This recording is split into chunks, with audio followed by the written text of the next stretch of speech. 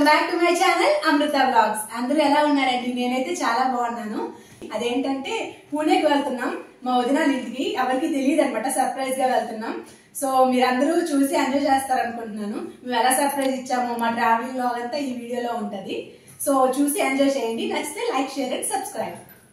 So first అయితే Nizamabad bus స్టాప్కి వచ్చాం. అక్కడ నుంచి హైదరాబాద్ వెళ్ళి అక్కడ ట్రైన్ అనమాట మధ్యాహ్నం 3 o'clockకి.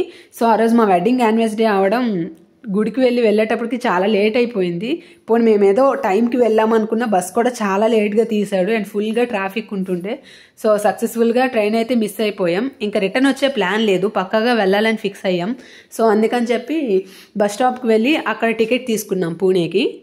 అప్పుడు టైం వచ్చేసి 4 అవుతుంది. మా బస్సు 6 o'clockకి. 2 hours టైం ఉందని చెప్పి అక్కడ దగ్గరలో చార్మినార్ ఉందంటే చూడడానికి వెళ్ళాం. నేను చార్మినార్ చూడడం సెకండ్ టైం అనమాట. మేము పెళ్ళికి ముందు ఒకసారి వచ్చాం. సో ఇది సెకండ్ టైము.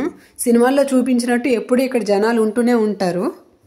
లోపలికి వెళ్ళి చూడాలని ప్లాన్ లేదు, ఆల్రెడీ చూసాం కాబట్టి బయటనే ఫొటోస్ తీసుకొని కొంచెం షాపింగ్ చేద్దామని ప్లాన్తో అయితే వెళ్ళాం.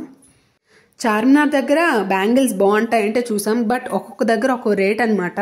కొంచెం చూసుకుంటూ కొనుక్కోవాలి. ఒకడు ఫుల్ రేట్ చెప్తాడు, అదే బ్యాంగిల్ ఇంకోటి దగ్గరికి వెళ్తే చాలా తక్కువ రేట్లోనే ఇస్తాడు. సో కొంచెం 2-3 షాపులు తిరిగి అప్పుడు కొనుక్కోవడం బెటర్. నేనైతే అలానే చేశాను. ఇక్కడ కొన్ని బ్యాంగిల్స్ అండ్ ఒక 2 టాప్స్ వరకు తీసుకున్నాను.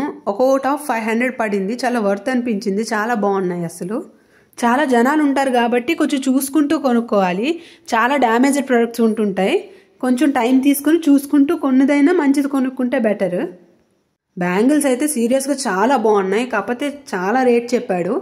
ఒక్క దగ్గర కొంచెం చాలా తక్కువ రేట్ అనిపించింది, అక్కడైతే తీసుకున్నాను కొన్ని బ్యాంగిల్స్. సో ఇంకా టైం అవుతుందని చెప్పి రిటర్న్ అయిపోయి బస్ అయితే ఎక్కేసాం. సీరియస్గా హైదరాబాద్ సిటీ దాటినప్పటికే మాకు 4 hours వరకు పట్టేసింది.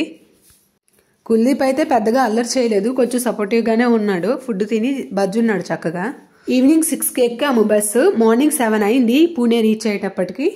సో ఇది సెకండ్ టైం అనమాట నేను పూణేకి రావడం. మా వదినకి పెళ్ళైన కొత్తలో వెళ్ళాం, ఇది సెకండ్ టైం అనమాట. వాళ్ళ బాబు పుట్టి వాడికి అన్నప్రాసనం వచ్చేసింది, ఆ టైం అప్పుడు వెళ్తున్నాం అనమాట. ఇక్కడ క్లైమేట్ అయితే చాలా కూల్గా ఉంటుంది. పిల్లలకు సంబంధించినవన్నీ చాలా వరకు పట్టుకోవాలి. నేనైతే చాలా ఎగ్జైట్గా ఉన్నాను అనమాట. అంటే వాళ్ళు ఎలా ఫీల్ అవుతారో మేము ఎవరు చెప్పలేదనమాట. చాలా వరకు పిలిచారు, లేదు టికెట్స్ అవ్వలేదు అని చెప్పేసాం. సో మా అత్తయ్య వాళ్ళు కూడా ఎలా ఫీల్ అవుతారని చాలా ఎగ్జైట్మెంట్తో ఉన్నాను. నెక్స్ట్ అయితే పూణే బస్ స్టాండ్కి రీచ్ అయిపోయాం. స్టేషన్లో దిగాల్సిన వాళ్ళం బస్ స్టాండ్లో దిగాల్సి వచ్చింది. సో మాకు రిసీవ్ చేసుకోవడానికి మా అన్నయ్య అండ్ మా పెద్దనాన్న వచ్చారు. అంటే మా చిన్న వదిన వాళ్ళ హస్బెండ్ అండ్ వాళ్ళ మామయ్య అనమాట. మేమైతే ఒక్క అన్నయ్యకి చెప్పాం మాకు రిసీవ్ చేసుకోవడానికి రావడానికి కోసమని. పెద్దనాన్న రాగానే నాకు చాలా డౌట్ వేసింది, ఇంట్లో లీక్ అయిపోయిందేమో అని అనిపించింది. సో ఇంకా నెక్స్ట్ అయితే బస్ స్టాప్ నుంచి ఇంటికి అయితే స్టార్ట్ అయిపోయాం. బస్ స్టాప్ నుంచి ఇంటికి ఒక 15 minutes వరకు ఉంటుంది జర్నీ, కానీ కొంచెం ట్రాఫిక్ ఎక్కువగా ఉండడం వల్ల ఒక 30 minutes వరకు పట్టింది మాకు. నేనైతే అన్నయ్యని అడుగుతూనే ఉన్నాను ఇంట్లో తెలిసిపోయిందా అని, కానీ అన్నయ్య ఏం ఆన్సర్ చెప్పలేదు, నవ్వుతూనే ఉన్నారు. నాకైతే సీన్ అర్థమైంది, తెలిసిపోయిందేమో అని బాగా అనిపించింది. మొత్తం క్లారిటీ అయితే ఇప్పుడే వచ్చింది. నేను ఇంకా వాళ్ళ అపార్ట్మెంట్కి ఎంటర్ అయ్యానో లేదో నాకు మా పెద్ద అన్నయ్య అంటే మా పెద్ద వదిన వాళ్ళ హస్బెండ్ కనిపించారనమాట. సో ఇంకా నాకు సీన్ అయితే అర్థమైపోయింది. వీళ్ళందరికీ ఎలా తెలిసిందిరా బాబు అని అనుకున్నాను. నాకు రివర్స్ ఎక్కిరిస్తున్నారనమాట సర్ప్రైజ్ అని చెప్పి. సో వీళ్ళ ఇల్లు అయితే 2nd floorలో ఉంది. నేను చాలా ఊహించుకున్నాను చాలా సర్ప్రైజ్ అయిపోతారని చెప్పి, బట్ రివర్స్ నాకు దెబ్బ తగిలిందనమాట. నేనైతే ఒకరికి చెప్పాను వాళ్ళందరూ సర్ప్రైజ్ ఇస్తున్నా అని చెప్పి, వాళ్ళేమో ఇంకొకరికి అనమాట. అందరూ ఒకరికి అని చెప్పి మొత్తం ఇల్లంతా స్ప్రెడ్ అయిపోయింది. సో వీడే నా మేనల్లుడు, వీడి కోసమే వచ్చామన్నమాట ఇంత దూరం. తినొచ్చి నా కోడలి పిల్ల మా పెద్ద వదినాల పాప అనమాట. వీళ్ళిద్దరు చాలా డేస్ తర్వాత కలిశారు. ముద్దులు పెట్టేసుకున్నారు, చాలా క్యూట్ అనిపించింది. అసలు సర్ప్రైజ్ లాగా అనిపించింది. నెక్స్ట్ అయితే మేమంతా ఫ్రెష్ అయ్యి అన్నప్రాసనంకి అయితే అన్నీ రెడీ చేస్తాం. వాడు అప్పుడే లేచాడు, సో కొంచెం డల్ ఉన్నాడు, కొంచెం ఏడ్ చేశాడు అందరినీ చూసి. బట్ అన్నీ మంచిగా పట్టుకున్నాడు అనమాట. ఫస్ట్ వచ్చేసి డబ్బులు పట్టుకున్నాడు, నెక్స్ట్ ఏమో బుక్ పెన్ పట్టుకున్నాడు, అండ్ నెక్స్ట్ వచ్చేసి గోల్డ్ పట్టుకున్నాడు అనమాట. అందరం ఫుల్ హ్యాపీ. అందరు మరిచేసరికి చాలా భయపడిపోయాడు, చాలా ఏడ్ చేశాడు కూడా. మా బాబు అండ్ మా సుమ్ము పాప కూడా వీళ్ళనే చేసి మమ్మల్ని బాగా నవ్వించారు.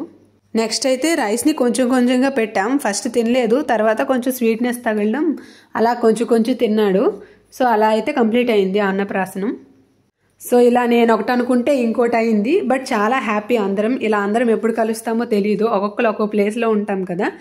మెయిన్గా చిన్నోదిన పెద్దోదిన అండ్ మేము ఇలా ముగ్గురం ఒకేసారి కలవడం చాలా హ్యాపీ అనమాట. ఇక్కడ మొత్తం మేము ఒక 3 days ఉంటున్నాం. సో కమింగ్ వీడియోస్లో నెక్స్ట్ డే ఏం చేస్తామనేది డే వైజ్గా పెడుతుంటాను. మేము ఎలా ఎంజాయ్ చేసాం, ఎక్కడికెక్కడికి వెళ్ళామనేది.